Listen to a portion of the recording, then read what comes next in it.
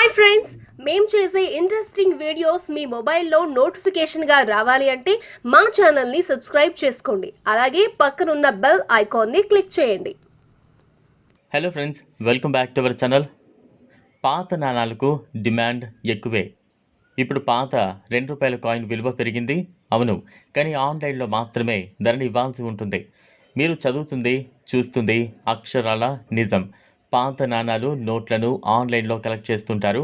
వాటికి లక్షల్లో నగదు ఇస్తుంటారు. ఇప్పుడు పాత ₹2 నాణానికి 5 లక్షలు ఇస్తామని చెబుతారు. 1994కు చెందిన ₹2 నాణం ఇస్తే ఆఫర్ అని ప్రకటించాయి. 1 కాదు, 2 కాదు, 5 లక్షల వరకు నగదు ఇస్తామని స్పష్టం చేశాయి.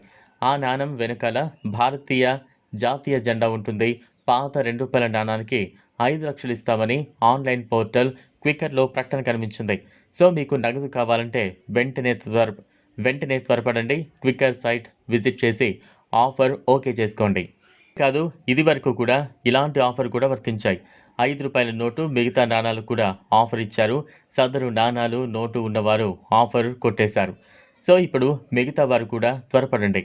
అయితే ఇది ఫేక్ అనే వారు కూడా కొందరు ఉంటారు.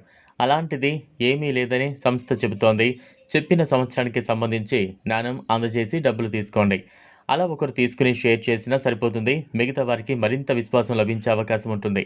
ఆన్లైన్ మోసాలు, కొందరు సైబర్ నేరగాళ్లు ఆన్లైన్, ఆఫ్లైన్ ప్లాట్ఫామ్ల ద్వారా పాత నోట్లు, నాణాలు విక్రయించే క్రమంలో సెంట్రల్ బ్యాంక్ పేరు, లోగోను వాడుకుంటున్నారు. మీరు కూడా మీ పాత నాణాలు, నోట్లను విక్రయించడానికి లేదా కొనడానికి రెడీ అవుతున్నట్లయితే ముందుగా ఆర్బీఐ నియమ నిబంధనలపై అవగాహన పెంచుకోవడం మంచిది. లేదంటే సైబర్ నేరగాళ్ల చేతిలో చిక్కి పెద్ద మొత్తంలో నష్టపోతారు. అవి ఆర్బీఐ ట్వీట్ చేసింది. ఆర్బీఐ ఏం చెబుతోంది?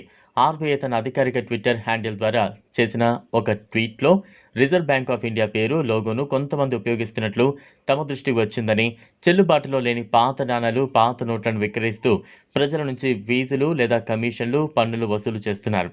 ఆర్బీఐ ఎప్పుడూ ఇటువంటి కార్యకలాపాల్లో పాల్గొనడం లేదు. అటువంటి లావాదేవీల కోసం ఎవరి నుంచి ఎటువంటి ఫీజు లేదా కమిషన్ కూడా వసూలు చేయడం లేదు. వీటి విక్రయాలను నిర్వహించే బాధ్యతను కూడా ఏ సంస్థకు లేదా వ్యక్తికి ఇవ్వలేదు. పాత నాణాలను కొనుగోలు చేసే క్రమంలో జాగ్రత్త వహించండి. ఒకవేళ ప్రభుత్వం పాత నాణాల కోసం ఈ వేలం నిర్వహిస్తే నోటిఫికేషన్ ద్వారా తెలియజేస్తుంది అని తెలిపింది. ఈ వీడియో మీకు నచ్చినట్లయితే లైక్ చేయండి, షేర్ చేయండి, ఛానల్ను సబ్స్క్రైబ్ చేసుకోండి. Thanks for watching.